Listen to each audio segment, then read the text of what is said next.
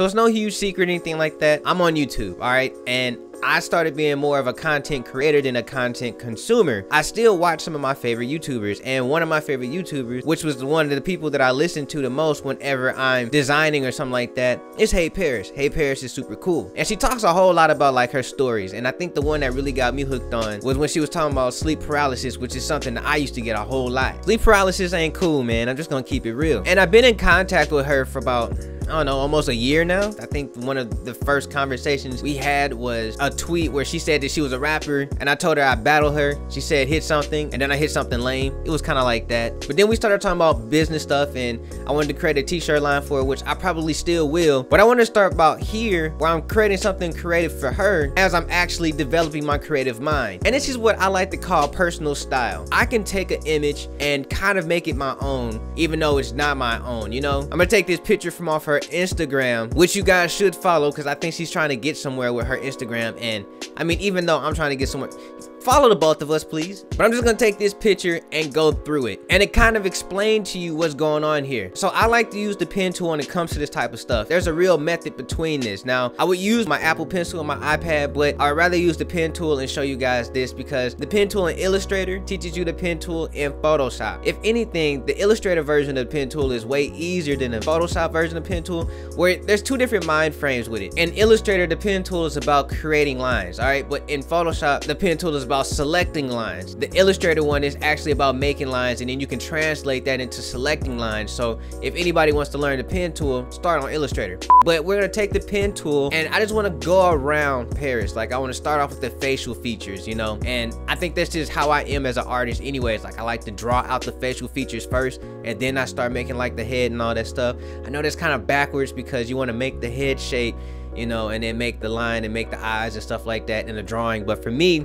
I like to start off with the facial features, and you want to pay a whole lot of attention to like what you're doing in this. So you're looking at what's dark and what's light, and pretty much create all the dark lines first. So like if you see a bunch of dark, or if you see like a facial feature like her lips, those lines are what you're gonna need to make the final composite, because you know those are the prominent stuff. And when I attack this, like what I like to do is I like to make a black and white version first, and then I come back and put in color. But in this situation right here with these lips, her finger is over her lip, and her lip just is kind of big and prominent. So I need to make this in color first and then throw it in black and white, you know. But I'm gonna keep that like fingernail there, because at the same time we need that color there. And there's a whole lot of other things to kind of pay attention to, like her cell phone, her actual cell phone case, which was not an iPhone, which means that this picture is years older. Like, I'm just gonna keep it real. Like, it's an Android phone, maybe. I'm not 100% sure. It looks like an Android phone, but if it's not, hey, it is what it is. But yeah, you want to kind of pen tool the entire picture, you know, get into her hair and stuff like that. And then if you guys know me, like, I don't like to use absolute black, so I'm just gonna change the color of this to like a gray, you know, get that kind of grayish tone in, because key is just too much, you know. I'm just gonna keep it real. Like, the absolute colors are just way too much for me. I'm not attracted to it.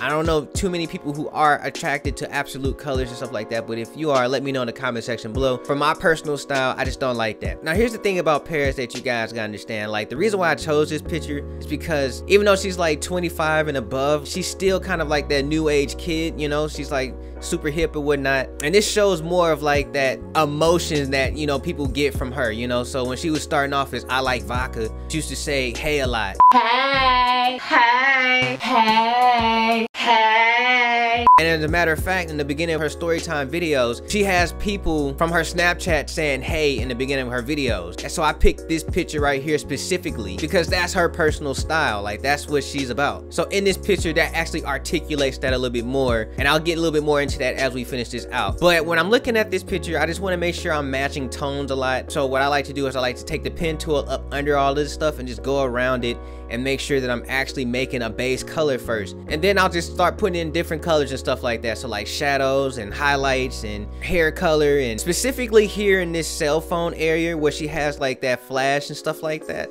I have to blur that out. Now, I bet you guys didn't know that you can blur out shapes in Illustrator. Like, we all thought that was like a Photoshop exclusive thing, but you do get blurs and you do have to make them vector. It's not really gonna be like a vector blur, you know what I'm saying?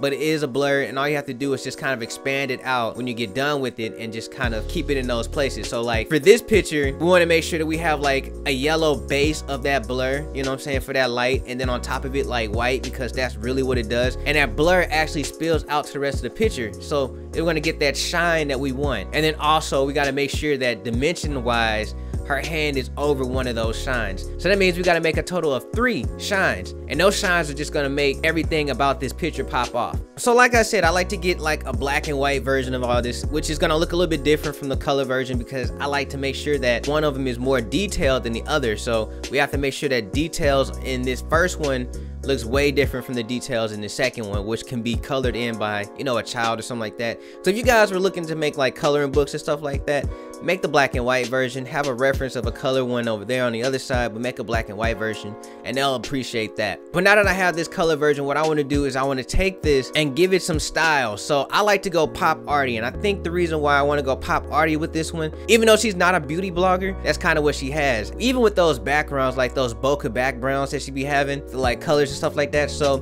I want to pick one prominent color, and I want to give it kind of like some shine, articulating her style. You know, she kind of shines and stuff like that, so I have to give her like, you know, kind of like that white stroke that goes behind her, and we can kind of tilt this off to the side, kind of like a magazine pop arty kind of stuff.